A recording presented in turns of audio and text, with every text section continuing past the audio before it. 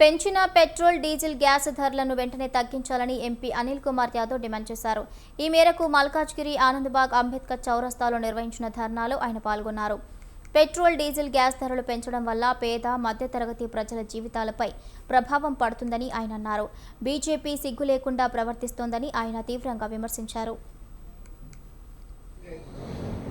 ఒక ధర్మ పోరాటం మనందరి ప్రియతమ నాయకుడు రేవంత్ అన్న గారు తెలంగాణ రాష్ట్రంలో జరుగుతున్న ఒక ధర్మ పోరాటాన్ని లీడ్ చేస్తుండే మనమందరం కూడా ఆ పోరాటంలో, ఆ మహాయుద్ధంలో మనమందరం కూడా మనవంతు భాగ్యస్వామ్యంగా పనిచేస్తున్నాం.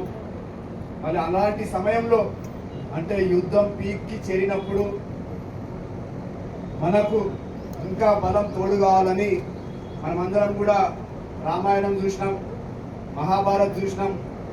రామాయణంలో ఏం జరిగింది? రామునికి అండగా ఎవరుండే? మహాభారతంలో ఎవరుండే?